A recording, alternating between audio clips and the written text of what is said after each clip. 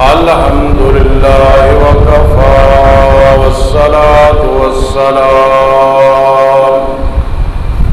والصلاة والسلام على من لا نبي بعده وعلى آله وأصحابه وأزواجه وأهل بيته وأخبائه.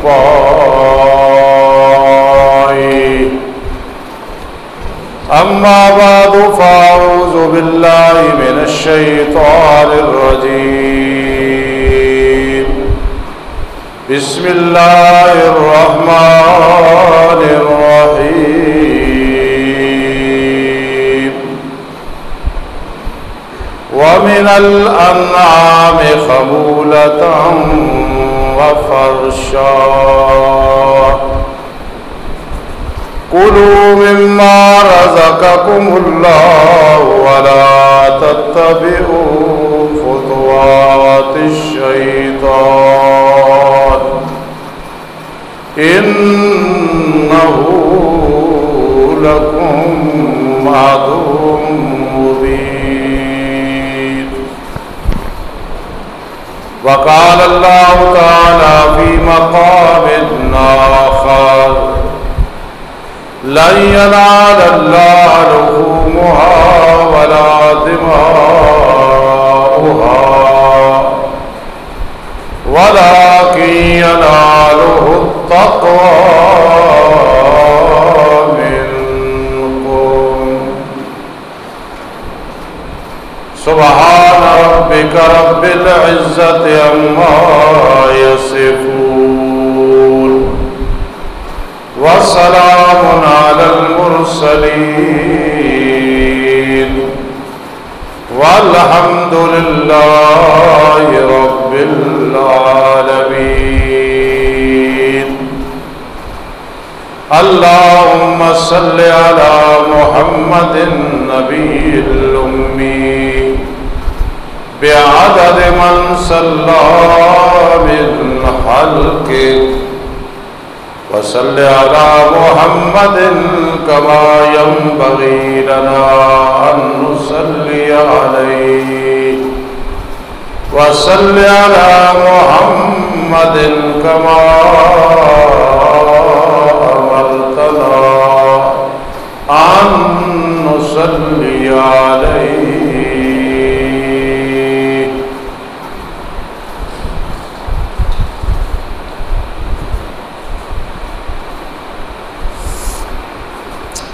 واجب الاحترام سامعین کرام اور عزیز طلبہ کرام، طالبات اور دیگر سامعین،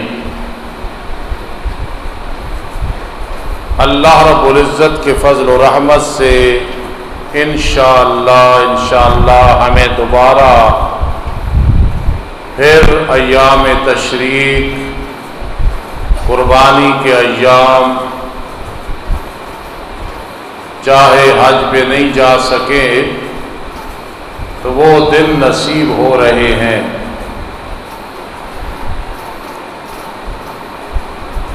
رب کائنات کا دین ان الدین عند اللہ الاسلام بہت مضبوط دین ہے اور بہت ہی آسان دین ہے اور بہت ہی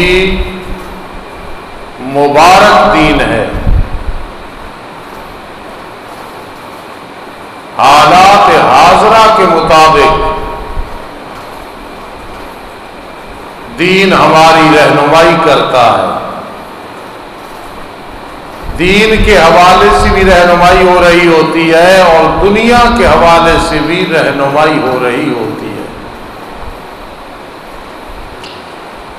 تو دین کے حوالے سے ان دنوں میں قربانی کی تیاری، ایام تشریق کی تیاری، یہ دین مدین ہماری کر رہا ہے اور کرتا رہا ہے اور کرتا رہے گا انشاءاللہ.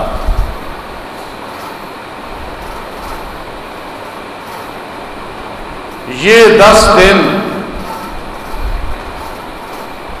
10 راتیں اتنی اہم ہیں کہ جس طرح انسان یہ کہتا ہے کہ فلاں بزرگ فلاں گھر میں ہے لیکن انہیں قدر نہیں ہے، پھر وہ چلا جاتا ہے تو بعد میں قدر آتی ہے۔ ہاکذا یہ ذی الحج کے جو 10 دن ہیں، پھر راتیں، خاص کر نامی ذی الحج کی جو رات ہے، یعنی آگے 10ویں رات بنے گی، مثلا استفا منگل انشاءاللہ رات صبح بدھ عید ہوگی، یہ عبادت کے اور اللہ سے مانگنے کے دن اور راتیں ہیں، اور ان دنوں میں ایک روزہ رکھنا سال کے روزوں کا ثواب ہے۔ پھر نامی کا روزہ تو ایسا ہے کہ ابھی سے آدمی نیت کرے اور لوگوں کو کرائے، جہاں ہم نے 30 روزے رکھے، 29 روزے رکھے، ایک روزہ اس کے مقابلے میں کیا ہے، سیل لگی ہوئی ہے کہ 1 سال پہلے 1 سال بعد کے صغیرہ گناہ اللہ یوں ہی معاف فرما دیتے ہیں، بہت بڑی بات ہے۔ پھر نفلی روزہ 10 محرم یا 9 کا ایک نہیں رکھنا چاہیے، 9 10 یا 10 11، باقی نفلی روزہ آدمی ایک بھی رکھ سکتا ہے۔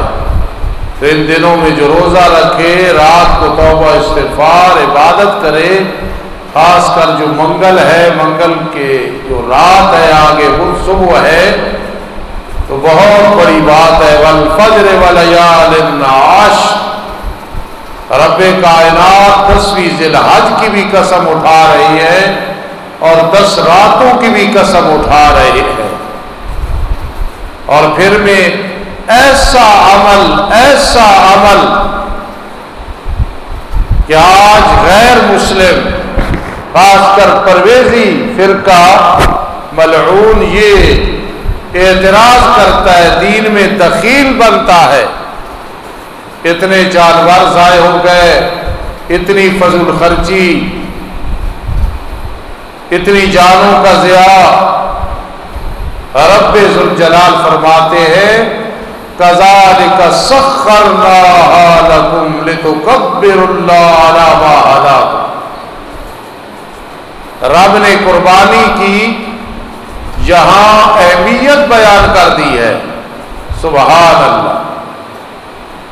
اور وہ لوگ جو منکر ہے، کافر ہے، پرویزی وغیرہ فرقہ ہے، وہ کہتے ہیں قربانی صرف حج کے ساتھ خاص ہے، حالانکہ اسے حج یہ کہا گیا، حج جو حج کے دنوں میں ہے، اور قربانی ایک ایسا عمل ہے کہ اس پہ اجماع ہے۔ اجماع کا مطلب ہوتا ہے اتفاق، اس پہ اتفاق ہے سب کا۔ یہ 1400 سال سے سنت آ رہی ہے، سنت ابراہیمی، سنت ابیکم ابراہیم، اس پہ اجماع ہے۔ اس صدی میں آ کے جس منکر نے انکار کیا، اس کے انکار کا اس پہ اثر نہیں ہے، یہ اور کام مضبوط ہو گیا ہے۔ تو حج کے ساتھ خاص نہیں ہے قربانی، ورنہ ایسے نہ ہوتا۔ قرآن مجید فرقان حمید میں رب ذوالجلال نے وَاتْلُ عَلَيْهِمْ نَبَأَ بَنِي آدَمَ اِذْ قَرَّبَا قُرْبَانًا، میرے لاڈلے پیغمبر ذرا ان کے سامنے آدم علیہ السلام کے 2 بیٹے قابیل اور حابیل کا ذکر کریں۔ 2 نے قربانی کی، ایک کی قبول ہو گئی، دوسری کی قبول نہیں ہوئی، تو یہ کو حج کے ساتھ خاص ہے۔ اِنَّا أَعْطَيْنَاكَ الْكَوْثَرَ، بے شک ہم نے آپ کو حوض کوثر عطا کی ہے، قیامت کے دن آپ کو ملے گی۔ فصلی لربک وانحر، آپ نماز پڑھیں اپنے رب کی رضا کے لیے اور قربانی بھی کریں رب کی رضا کے لیے۔ نماز بھی صرف حج کے دنوں میں نہیں ہے اور قربانی بھی صرف حج کے ساتھ خاص نہیں ہے، وہ اور قربانی ہے، یہ اور قربانی ہے، لیکن قربانی حج کے ساتھ خاص نہیں ہے۔ اگر کوئی بدبخت ابھی بھی نہ سمجھے تو آسان آیت قل ان صلاتی و نسکی و محیای و مماتی للہ رب العالمین، ارشاد فرما دو پیغمبر علیہ السلام، بے شک میرا نماز پڑھنا، میرا قربانی کرنا، میرا زندہ رہنا، میرا دنیا سے چلے جانا للہ، اللہ کے لیے۔ اگر حج کے ساتھ قربانی خاص ہوتی، کوئی سیاق و سباق ہوتا، کوئی اشارہ ہوتا مطلقاً ان صلاتی میرا نماز پڑھنا، و نسکی اور میرا قربانی کرنا، میرا زندہ رہنا، میرا مرنا اللہ کے لیے۔ قربانی صرف حج کے ساتھ خاص نہیں، یہ دین کے دشمنوں کا پراپگنڈا ہے اور اس سے ہماری صحتوں پہ کوئی اثر نہیں پڑتا۔ ایک بات یاد آ گئی تو میرا خیال ہے ضروری ہے وہ کرنی، انشاءاللہ فائدہ ہوگا۔ میرے پیر و مرشد فرماتے ہیں ان صلاتی میرا نماز پڑھنا، وَنُسُكِ میرا قربانی کرنا، کہتے ہیں یہ معنی بالکل ٹھیک ہے، لیکن یہاں محاورے کا معنی اور وہ غلط نہیں ہے۔ ہم سمجھتے ہیں الحمدللہ قرآن کو کچھ سمجھتے ہیں، وہ بڑا پیارا معنی کرتے ہیں ان صلاتی میرا گر جانا، نماز میں آدمی گرتا ہے، جھکتا ہے، جھکتا ہے، سر بسجود ہوتا ہے، عاجزی ہے نماز میں۔ تو میرے پیر و مرشد علماء کے مجمع میں فرماتے ہیں ان صلاتی میرا گر جانا، و نسکی اور میرا گرا دینا۔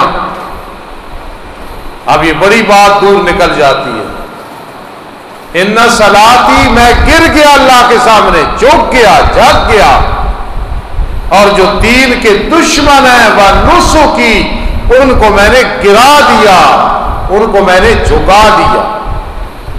اب تھوڑا سا اس پہ جائیں، جب ہم قربانی کرتے ہیں پراپگنڈوں کا ہم پہ اثر نہیں تو پھر ہم دشمنوں کو گرا رہے ہیں، کرو پراپگنڈے، ہم اسی طرح قربانیاں کریں گے، ہم اسی طرح عمل کریں گے۔ دیکھو نا، اللہ نے اپنے پیارے پیغمبر علیہ السلام کو فرمایا دو کام آپ ہمارے لیے کرو، ہم آپ کے دو کام کریں گے۔ آپ نے کون سا کام کرنا ہے؟ فصلی لربک، نماز پڑھنی ہے اپنے رب کی رضا کے لیے، اور قربانی بھی کرنی ہے رب کی رضا کے لیے۔ یہاں تھوڑا سا اس سائڈ پہ چلتے ہیں کہ ابراہیم علیہ السلام، انشاءاللہ عید کے موقع پہ آپ عطا الرحمان صاحب کی تقریر میں سنیں گے یہ پورا واقعہ، میں ایک جھلک دینے لگا ہوں۔ ابراہیم علیہ السلام اپنے معصوم بچے حضرت اسماعیل علیہ السلام اور حضرت ہاجرہ علیہ السلام کو وادی غیر ذی زرع میں چھوڑ آئے۔ کتنا بڑا امتحان! آج ایک ماں باپ اپنے بچے کو مدرسے میں چھوڑے، اس کے دل پہ اثر ہوتا ہے، کیسے رہے گا؟ اور وہ ایک جنگل میں چھوڑ کے آ رہے ہیں، آج بھی ادھر کوئی زیادہ آبادیاں نہیں ہیں، کالے پہاڑ ہیں، تھوڑا سا دور نکلو سائڈ پہ تو ڈر لگتا ہے، لیکن اس وقت کیا حالت ہوگی جب حضرت ابراہیم علیہ السلام چھوڑ کے جا رہے ہیں بیوی کو اور بچے کو، اللہ نے زمزم بھی عطا کر دیا، سب کچھ عطا کر دیا، لیکن توکل پہ چھوڑا اور کیا دعا کی؟ انی اسکنتو ذریتی بواد غیر ذی زرع عند بیتک المحرم۔ میرے بزرگ فرماتے ہیں، ابراہیم علیہ السلام نے فرمایا میں اپنی اولاد کو، بیوی کو جنگل بیابان میں چھوڑے جا رہا ہوں، اور سہارا کیا ہے؟ عند بیتک المحرم، یہ تیرا گھر سامنے ہے۔ یہاں سے میرے بزرگ اور پیر مسئلہ نکالتے ہیں، جب اپنی اولاد کو مدارس میں داخل کرو تو وہاں یہ نیت کیا کرو کہ ابراہیم علیہ السلام نے اسماعیل علیہ السلام کو ایک اللہ کے گھر کے سامنے چھوڑا تھا، بواد غیر ذی زرع، ایسی وادی جس میں پانی نہیں ہے۔ تم اپنی اولاد کو مدرسے میں چھوڑ رہے ہو، یہی سمجھو بواد غیر ذی زرع، آج تمہاری اولاد کے پاس کچھ نہیں ہے۔ جس طرح ادھر کتنے رنگ لگے ہیں، اگر یہ دین پڑ گئے تو دنیا کے رنگ بھی لگ جائیں گے اور آخرت کے رنگ تو ہیں ہی ہیں۔ کہاں چلے گئے ہمارے بزرگ؟ انہوں نے کہا عند بیتک المحرم، ابراہیم علیہ السلام، اللہ تیرا یہ عزت والا گھر سامنے ہے، اولاد کو مدرسے مسجد میں داخل کرا کہا کرو یہ اللہ تیرا گھر مسجد اور مدرسہ ہے۔ سمجھنے کی بات یہ ہے، وہ مدرسہ، یہ سارے مدرسے اس کی بیٹیاں ہیں۔ وہاں حضرت نے پہلی دعا کیا کی تھی؟ ربنا لیقیموا الصلاۃ، اے رب ہمارے یہ پکے نمازی بن جائیں۔ تو معلوم ہوا علم پڑھنے سے پہلے، پروان چڑھنے سے پہلے ذہن میں یہ ہونا چاہیے کہ بچہ حافظ قرآن، بچہ عالم بن رہا ہے، بچی پڑھ رہی ہے، لیکن پہلا کام ربنا، اے رب ہمارے لیے یقیم الصلاۃ، یہ پکے نمازی بن جائے۔ سب سے بڑا مقصد مدرسے اور مسجد کا یہ ہے کہ پڑھنے والے، پڑھانے والے پکے نمازی۔ ابراہیم علیہ السلام کی ہم سنت پہ ہیں جی، تو آپ دیکھیں رب اجعلنی مقیم الصلاۃ، ابراہیم علیہ السلام نے کیسی دعا کی؟ اے رب میرے مجھے پکا نمازی بنا، ومن ذریتی، میری اولاد کو بھی بنا، مجھے بخش، میرے والدین کو بخش، اہل ایمان کو بخش۔ تو معلوم ہوا نماز کی پابندی ایسی ہے کہ ابراہیم علیہ السلام جد امجد ہیں، بڑے ہمارے دادا ہیں، بزرگ ہیں، لیکن پہلی دعا ہے رب اجعلنی مقیم الصلاۃ۔ میں کہا کرتا ہوں بڑے بڑے خطیب، بڑے بڑے جوشیلے طرزے لگانے والے، لیکن نماز میں کمزوری، جماعت کے ساتھ پابندی میں کمزوری، انہیں اس بات پہ خیال کرنا چاہیے علم تھوڑا، نماز کی پابندی تو علم مبارک ہو جائے گا، تحقیق تھوڑی، نماز کی پابندی تو انشاءاللہ کام مبارک ہو جائے گا۔ رب اجعلنی مقیم الصلاۃ۔ تو اس لیے عرض کر رہا تھا کہ ابراہیم علیہ السلام نے وہاں پہلی جو دعا کی، پہلے نماز کی دعا اور پھر رزق کی دعا، وارزق اہلہ من الثمرات۔ آج ہم پہلے رزق کی فکر کرتے ہیں، پھر نماز کی فکر کرتے ہیں۔ سبحان اللہ، وہ پہلے نماز کی فکر کر رہے ہیں، پھر کیا کہہ رہے ہیں؟ اس کے بعد ذکر کر رہے ہیں وارزق اہلہ من الثمرات۔ اس لیے نماز کی پابندی ہوگی تو رزق کی فکر ہی نہیں ہوگی، اور نماز کی پابندی نہیں ہوگی تو رزق جتنا آئے گا نامبارک آئے گا، اس کا کوئی فائدہ نہیں ہوگا۔ بہرحال دو کام میرے لاڈلے پیغمبر آپ کریں نا، فصلی لربک، نماز میری رضا کے لیے، قربانی بھی میری رضا کے لیے، دو چیزیں دوں گا، حوض کوثر دوں گا، اور دوسرا ان شانئک هو الابتر، آپ کا جو دشمن ہے وہ دم کٹا ہوگا، اس کی نسل نہیں چلے گی۔ آج حرم میں جاؤ نا، ابو جہل کا جو گھر ہے وہاں لیٹرینے ہیں، ابو لہب کا جو گھر ہے وہاں لیٹرینے ہیں، اور صحابہ کے جو گھر تھے وہ مسجدیں بن چکی ہیں۔ مسجد نبی صلی اللہ علیہ وسلم پورا پہلے اتنا مدینہ منورہ ہوتا تھا. نماز کی اتنی برکات، قربانی کی اتنی برکات. پھر رب کائنات نے فرمایا ان صلاتی، میرا گر جانا، اے میرے محبوب کہو میرا گر جانا، و نسکی، اور میرا گرا دینا. ہم قربانی میں گرا رہے ہیں شیطان کو، گرا رہے ہیں دشمن کو، گرا رہے ہیں شیطان کو، گرا رہے ہیں دین پہ اعتراض کرنے والوں کو. یہ کوئی معمولی عمل نہیں ہے. پھر رب ذوالجلال یہ جو فرماتے ہیں نا تو لطف آ جاتا ہے. مجھے تو اس بات میں بہت مزہ آتا ہے. قرآن کے کچھ مقام ہے جہاں بڑا مزہ آتا ہے. یہاں رب ذوالجلال کیا فرماتے ہیں؟ کذالک سخرناہا لکم، کذالک سخرناہا لکم. اتنا بڑا اونٹ، اور یہ ذہن میں رکھیں، یہ بہت بڑی غلط فہمی ہے. ممتاز بٹھا دو نا آپ صاحب نو.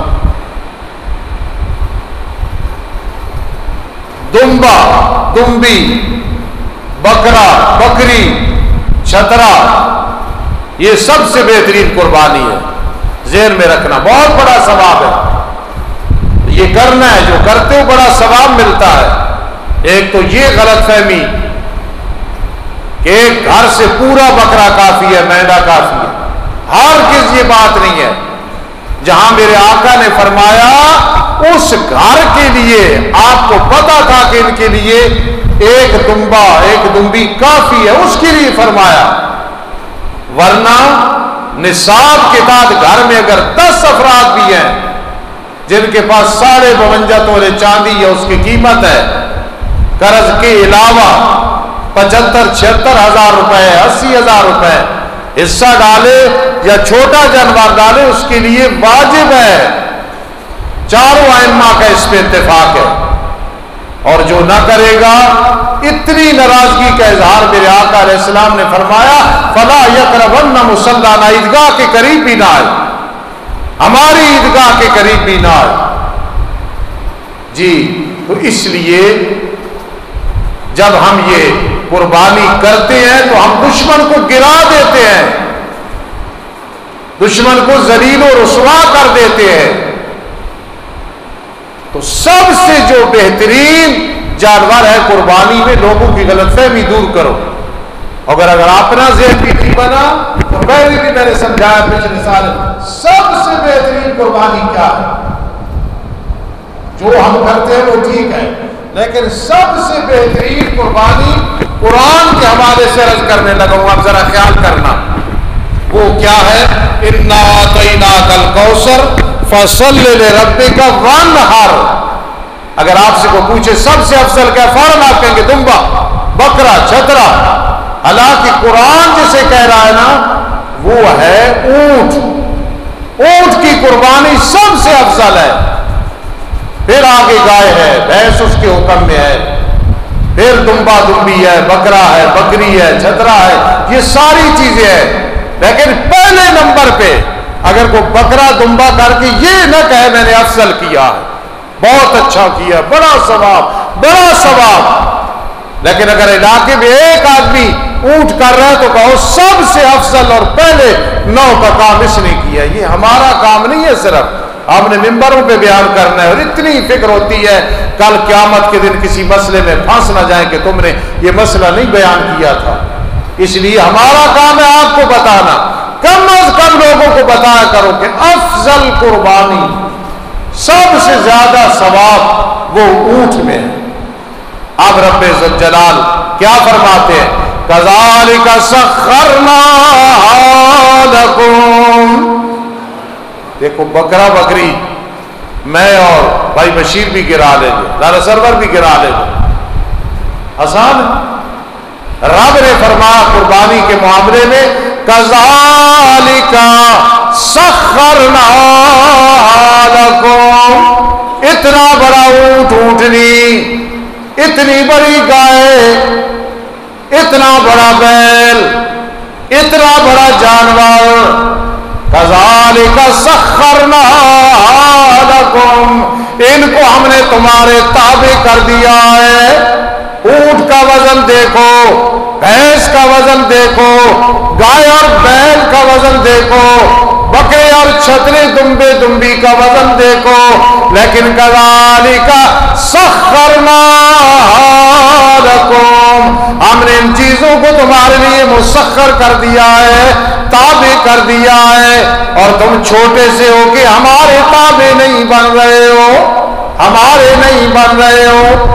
اور جب ان جانوروں کو گراؤ لِتُكَبِّرُوا اللَّهَ عَلَى مَا هَدَاكُمْ، بڑا مزہ آتا ہے، کہا کرو بسم اللہ اللہ اکبر، بسم اللہ واللہ اکبر، اللہ اکبر اللہ اکبر، لا الہ الا اللہ واللہ اکبر، اللہ اکبر وللہ الحمد۔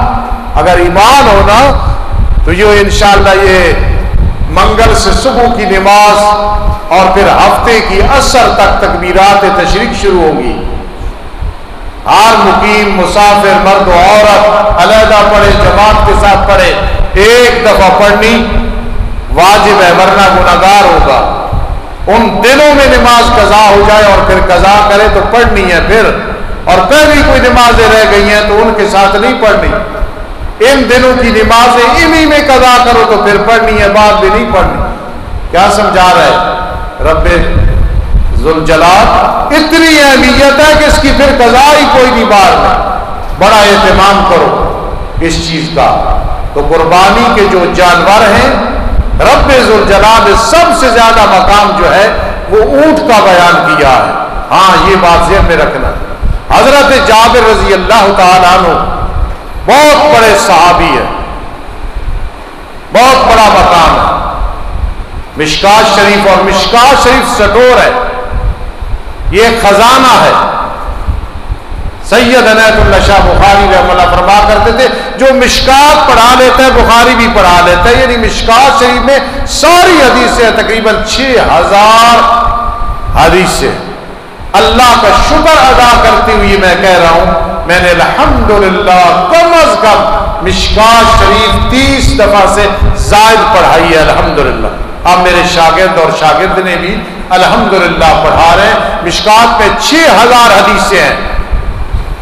حضرت جابر رضی اللہ تعالیٰ سے روایت ہے، فرمایا میرے آقا نے فرمایا اور ایسے کیا بھی کہ گائے ایسسی کے حکم میں ہے اور اونٹ فرما سبا 7 کی طرف سے 7 اس میں شریک ہوں گے۔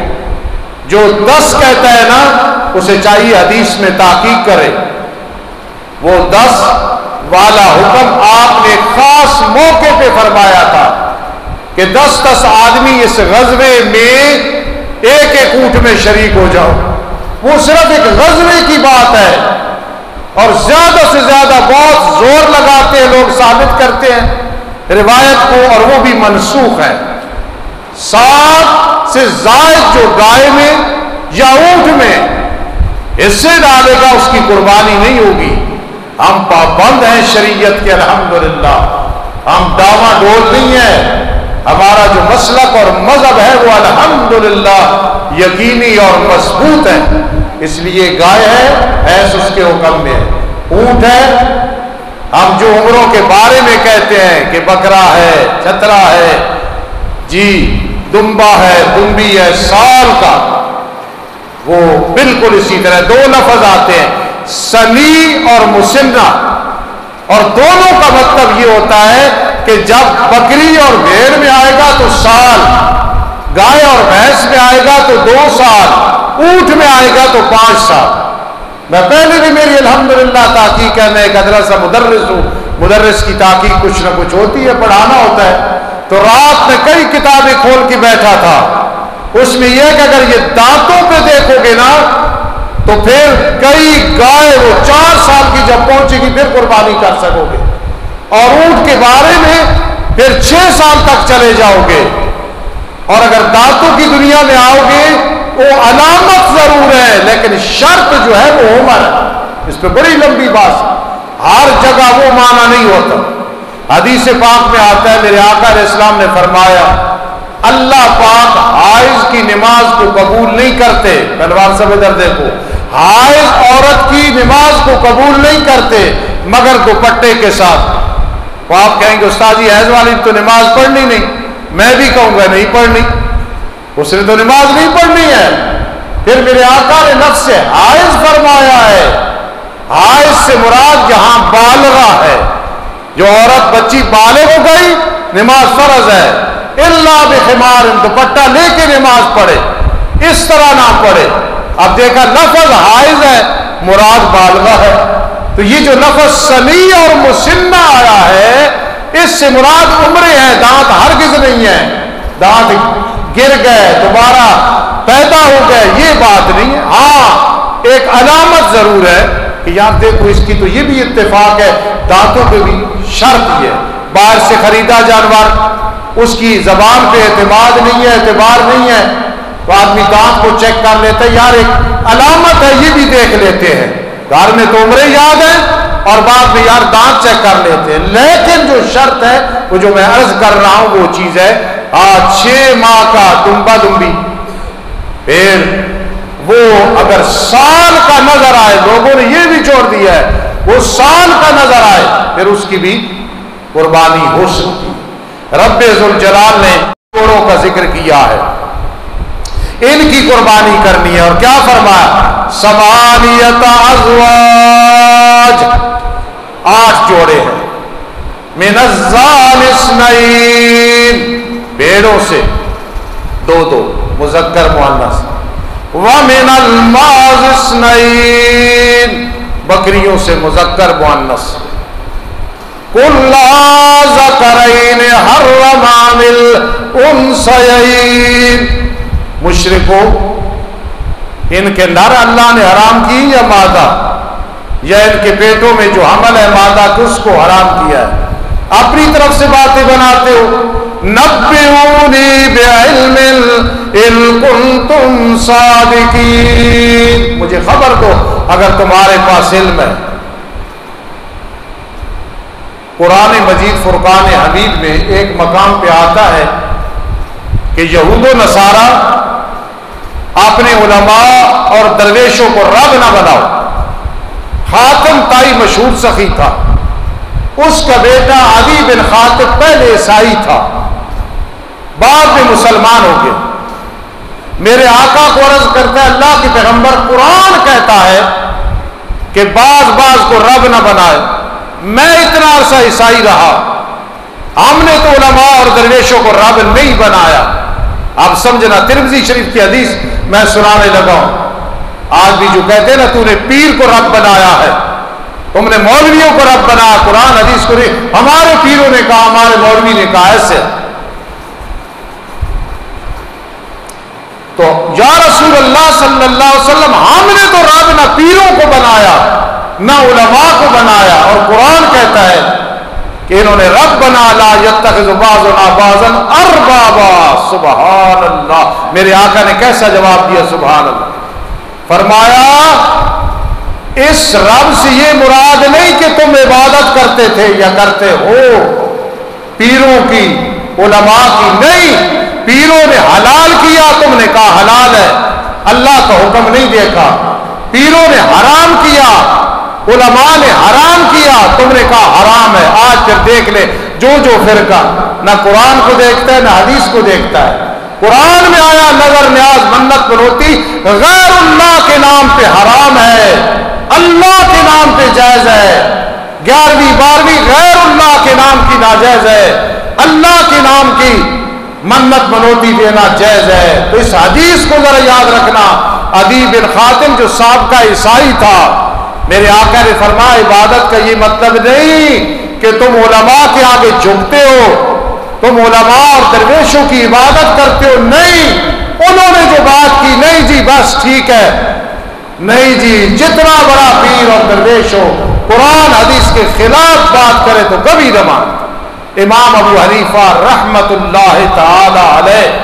اور یاد رکھنا قربانی کے 3 دن ہیں. یہ جو چوتھا دن ہے اس میں جو روایت آتی ہے وہ منقطع ہے, منقطع روایت ہے, اس پہ عمل نہیں ہے اور بالکل وہ صحیح نہیں ہے. امام ابو حنیفہ، امام مالک، امام احمد بن حنبل، امام یوسف، امام محمد رحم اللہ بہت بڑے لوگ ہیں. قرآن مجید میں آتا ہے فی ایام معلومات، قربانی ان دنوں میں کرو. مفسرین نے لکھا وہ یوم النار اور 2 دن بعد میں ہے، اور جہاں چوتھا دن آیا وہ تو ایام تشریق کا ہے. کیوں؟ اس لیے کہ 13ویں کو بھی تکبیرات تشریق ہم اثر تک پڑھتے ہیں، لوگوں نے اس کو بنا لیا ہے. لہذا چوتھے دن جو قربانی کرے گا وہ نہیں، قربانی 3 دن ہے. یومان بعد یوم النحر، بڑی بڑی تفسیریں. اور پھر یہ جو میں بیان کر رہا ہوں 3 دن ہے، آپ خوش ہوں گے. فاروق اعظم رضی اللہ تعالیٰ عنہ یہی فرماتے ہیں، ابو ہریرہ رضی اللہ تعالیٰ عنہ یہ فرماتے ہیں، حضرت علی رضی اللہ تعالیٰ عنہ یہ فرماتے ہیں. آج کے ہزاروں محقق زور لگا دے، کون ملے گا فاروق اعظم کے ساتھ، کون ملے گا ابو ہریرہ کے ساتھ، کون ملے گا حضرت علی کے ساتھ، کون ملے گا عبداللہ بن عمر کے ساتھ، کون ملے گا عبداللہ بن مبارک کے ساتھ رضی اللہ تعالیٰ عنہ رحمہ اللہ تعالیٰ.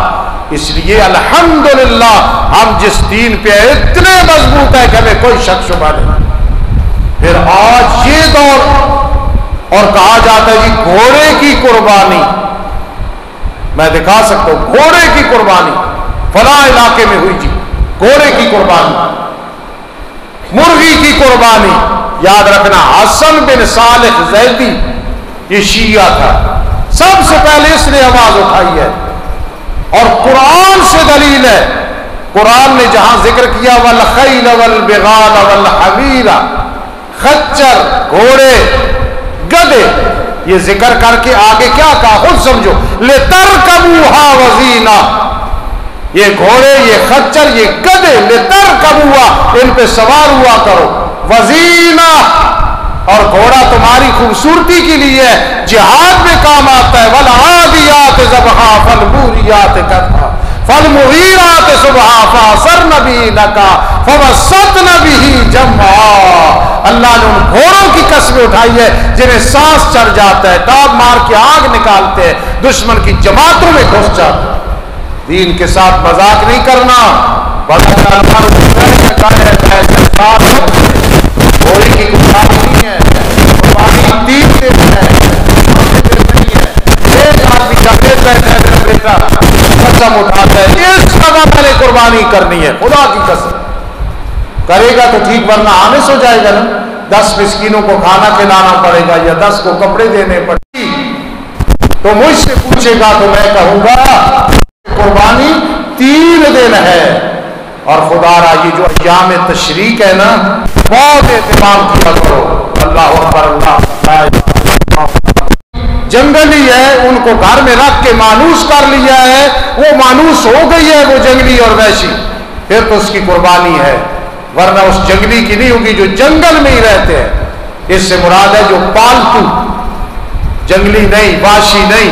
ایک ہے پہاڑی بکرے، وہ اسی طرح ہیں جس طرح گھروں میں ہوتے ہیں. مشہور ہے کہ پہاڑی بکرے وہ لوگ پالتے ہیں، ان کو بڑا کرتے ہیں، نگرانی میں ہوتے ہیں. اس لیے یہ چیز آ گئی. پھر آگے تیسرے نمبر پہ وَبِنَ الْإِبِلِ اثْنَيْنِ، اونٹ سے مذکر اور مؤنث. اور اونٹ کی جس طرح گائے کی بڑی قسمیں ہیں نا، اونٹ کے بھی بہت زیادہ قسمیں ہیں، 1 کوہان والے، 2 کوہان والے. پھر آگے اس کے بعد فرمایا رب ذوالجلال نے اس سے پہلے وَمِنَ الْبَقَرِ اثْنَيْنِ، گائے اور بھینس، اس سے جوڑا جوڑا اونٹوں سے. کوئی کہے ہرن، یار یہ بکری کی طرح ہے جو ہرن ہے، اس لیے اس کی قربانی کر لیتے ہیں. اور بکرا ہے جنگلی، چاہے ادھر نہیں آیا ہے، نہیں رہتا ہے، کر لیتے ہیں. ہم قرآن کے تابعدار ہیں، قرآن کی بات ماننے والے ہیں. وہ جو جنگل ہی میں بکرا بکری رہتے ہیں، ادھر مانوس ہی نہیں ہے، وہ بھی ہرن کے حکم میں ہوں گے. اور کوئی ہرن کو پکڑ کے میں قربانی کرتا ہوں وہ دین کے ساتھ مذاق ہوگا. یہ 4 یعنی 8 جوڑے جو رب نے بیان کیے ہیں، وہ 4 قسمیں بنتی ہے جوڑے کے لحاظ سے. 8 تو وہ ہے.